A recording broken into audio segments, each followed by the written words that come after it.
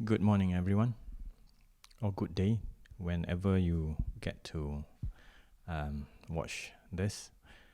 Um, I went for a run this morning, and as I ran, I am reminded of the mental health challenges around the world. In as far as maybe 1 or 2 years ago, there were already discussions or papers, research that were being done with regards to mental health issues and challenges.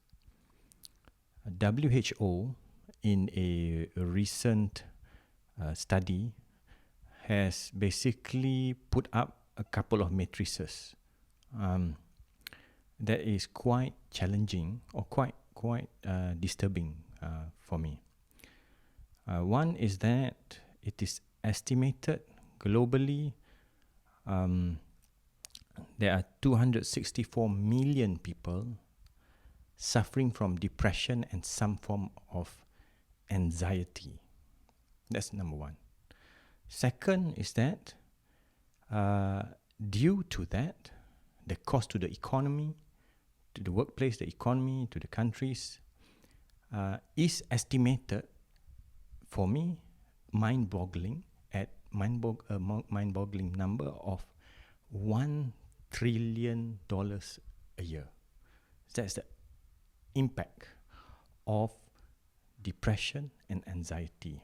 And this is something really at the forefront that is happening. And it is in a mode where not many people talk about it. Not many people, including myself, we don't see it. It's not something that is visible. It's like if you have a heart problem, you have symptoms that's easily detectable. Or if you have issues with other forms of health issues, this is easier to detect, to diagnose, in my humble opinion, than depression or anxiety. And it's something that people don't talk about. So, at an organization level, so what do we do about it at organization level? The first part is what is it all about? Why is it important? Second part is that at the organization level, what should you be doing? What should we be doing? I think we need to be mindful of the scenario right now where we're going through a pandemic, which means that so many things are different today. The new normal isn't actually something normal. Yeah, I think many people would agree with that. You change your workplace, you change the way you work, you distance yourself from people physically. At the workplace, if you would go to work, people have basically points of contact with people, with other people, other colleagues, that can help them go through a day, that can help cheer them up, that can actually really help them mentally to go through a day, to go through a job, to go through a lot of things in life. So you have that camaraderie. That is a support system that has become less because of the pandemic.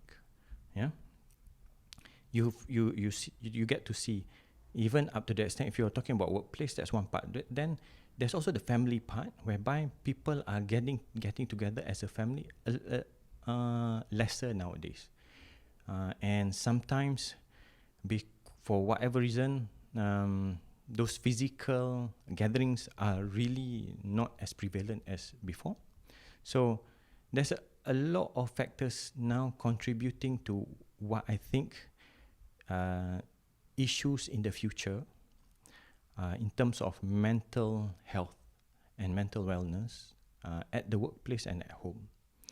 So, so for the workplace, I would really encourage for HR leaders to put this as a as part of your plan for 2021, addressing mental wellness at the workplace in the new norm. There are several things that you can do in terms of how do you manage that? How do you encourage people to talk more with each other? How do you encourage face-to-face? I think encourage face-to-face interaction via Zoom, via telecons, and not just do it in groups, but also one-to-one. There's a lot of things. There's a lot of literature. I'll cover it in another video. But more importantly is that HR leaders and organization, I would encourage you to now put mental wellness on top or as part of your agenda for 2021. That's all for me. This is Azri signing off. How can I help you today?